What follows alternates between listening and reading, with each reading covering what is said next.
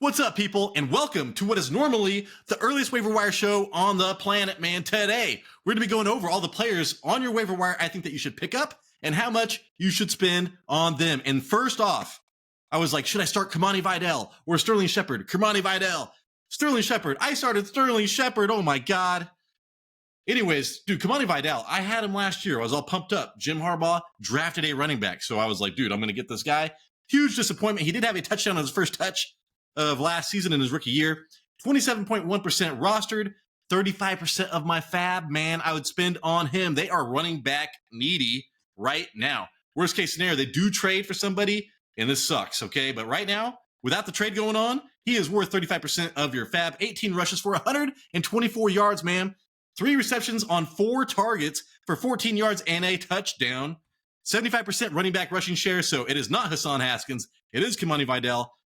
All the numbers before this were saying that Kamani Vidal was the much more efficient runner, and he showed it today. Omarion Hampton, this is why I spent a lot of money, dude. He is out for more than 4 weeks. When they, were announcing that they're looking for another running back, everybody worried that it was going to be more than 4 weeks, and they just announced later on it is going to be that. So, hey, man, I'm an Omarion Hampton owner. It sucks, dude. So, 6th-round draft pick in 2024. Kamani Vidal was rookie last year. There against Indianapolis next week. And Indianapolis is giving up the 8th fewest fantasy points to running backs. But I don't care, man. Kamani Vidal is going to be a every week starter until unless there's a trade, Breece Hall or whatever, or Omarion Hampton comes back. And even then, he might be a flex option, dude. So Kamani Vidal, get him on your team. Bam Knight, all right, 5.6% rostered. Michael Carter was on this list last week. I started him last week. I was super pumped to start him this week. And then Adam Schefter came out and said, hey, Bam Knight is going to be the starter today. So I put him on my bench. 5.6% rostered Bam Knight is. I'd spend 15% fab on him because Benson did not impress, and he is still on IR. 11 rushes for 34 yards and a touchdown. Only 1 reception for 20 yards. He did have a 55% running back rushing share. I think Carter had 9 rushes, so it's still almost 50-50 there. Named the starter again over Michael Carter before the damn game. That sucked. Versus Green Bay week 7. They're giving up the 4th fewest fantasy points to running back. Not a great matchup, but if you were desperate, man, I mean, we've got buys and stuff going on. You could probably start Bam Knight next week for those goal line carries. And Brissett looked awesome, dude. We'll talk about him later. Hey, Kendre Miller, everybody was talking about him before last week, the week before. He's getting 10-plus rushing attempts in 2 of the last 3 games. He only had 8 rushing attempts this week, 1 reception for 11 yards. Alvin Kamara, they're trying to trade him away. There is trade interest. People are calling about Alvin Kamara. Now, that contract makes it hard to move, okay? That's what I've been reading from Saints fans, and I saw it, and I agree with that. But, hey, man, there's still a chance they get rid of him. So, now I think Breece Hall is more likely to be moved with the Jets losing again. But Kendre Miller still has a chance to become a number 1 here. At Chicago, week 7, dude, that's an amazing matchup. The 5th most fantasy points to running backs. 10% because there's a good chance Alvin Kamara stays here. And Kendre Miller never becomes a fantasy starter. But for that little bit of chance, man, he would be amazing as a full-time starter in New Orleans. And then, again, another thing with a trade going on, Isaiah Davis, I picked him up later this week. 5.4% rostered. All right, 2 rushes for 2 attempts. Breece Hall had 20 more rushing attempts, for God's sakes, dude. But Breece Hall might be traded away with them losing another game this bad, dude. So they need a full-on rebuild. And they need that draft capital. Do not be surprised if Breece Hall gets traded this week and you pick up Isaiah Davis for like 2%, man. So versus Carolina week 7, and they're giving up the 19th most fantasy points to running backs. So that's not a great match. But again, we're getting him just in case Breece Hall gets traded. All right. We got wide receivers right here. Let me move it down just a little bit so we can see everything, man. Josh Downs was on this list so much last year. I think it was a 3rd-round draft pick in 2023 by Shane Steichen. So that's great with the draft capital. 41.5% rostered. I'd spend $20, 20% of your fab on him.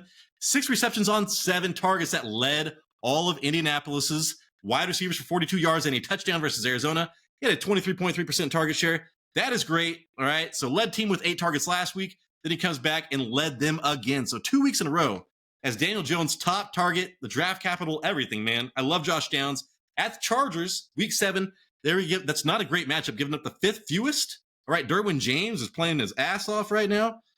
So Josh Downs, pick him up. I would start him next week, and he could be a wide receiver 2, man. in the very near future. Okay. Next up, man, Kendrick Bourne, 37.7% rostered, 15% I would spend on him. 142 yards, man, a very specific number. 2 weeks in a row to hit. And he's got 20 targets over those weeks as well, dude. 11 targets this week, 9 targets last week, or vice versa. 24.3% target share right now, coming from Mac Jones. So who knows what's going to change with Brock Purdy. But again, dude, this team has nothing. Mac Jones does have a history with Kendrick Bourne from New England, so it might change with Mac Jones or with Brock Purdy. But again, dude, Kendrick Bourne's been killing it. And dude, Juwan Jennings been playing with 5 broken ribs. He did not do anything.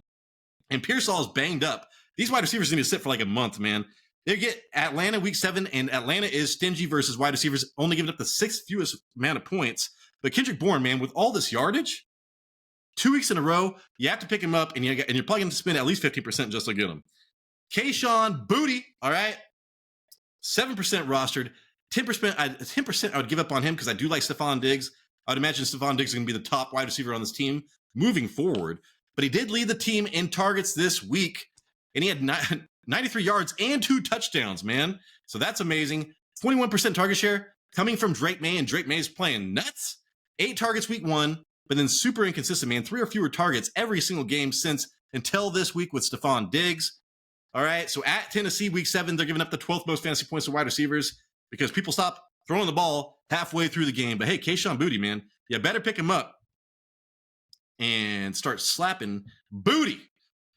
Zay Jones, okay, I did not think I was going to talk about Zay Jones unless he got entered into a mental hospital or something. But we're talking about him right now. 0.1% rostered, 5% I'd spend on him. He was awesome, like red zone threat and everything for Jacksonville Jaguars for years. 5 receptions on 8 targets. That led all of Arizona's wide receivers. He only got out-targeted by Trey McBride. For 79 yards, that did lead the team versus Indianapolis. Almost a 21% target share. Jacoby Brissett played awesome, man. And Kyler Murray, when he comes back, will have the starting job again. But he's supposed to be out multiple weeks. Marvin Harrison Jr. out early with a concussion. So Zay Jones is probably like a 2-week rental.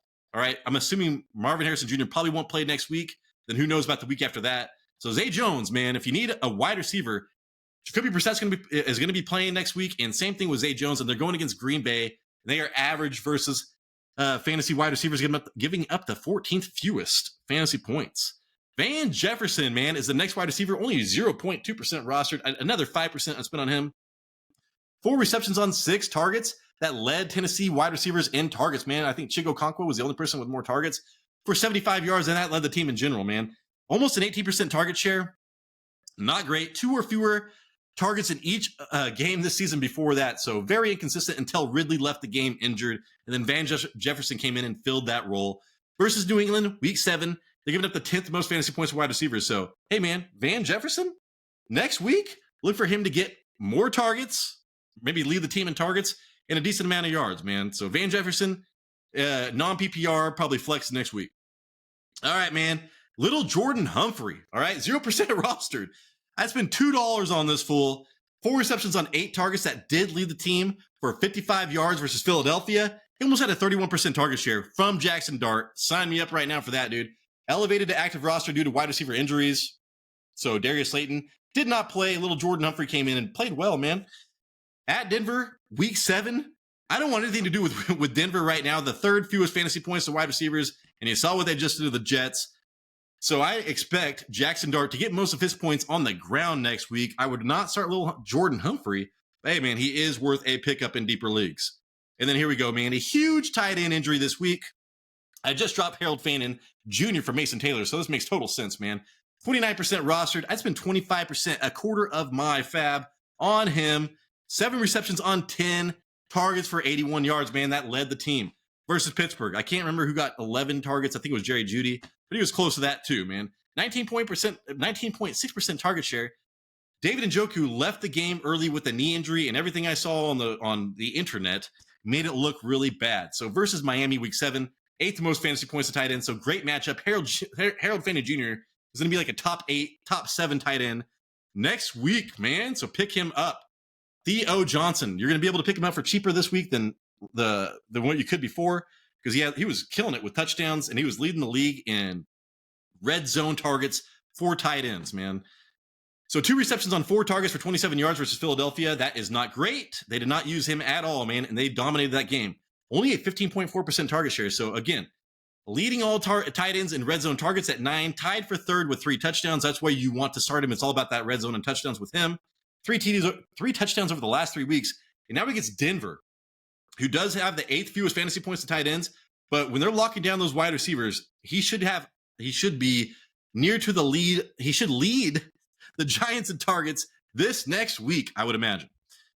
And then here we go, dude. I was watching this game and I was like, dude, Tyler Higbee's looking good after Puka Nacua left. 1.5% rostered, 7% on spin on him because that Puka Nacua injury. When I saw it, I didn't really see anything too serious. And now they're saying he might be just week to week, but he will get more test run. If Puka's out for a long time, this 7% will go up to like 15 or 20% because Tyler Higbee was super involved afterwards.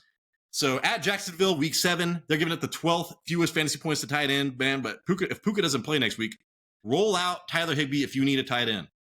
On to the quarterbacks. Let me move this down just 1 second, man.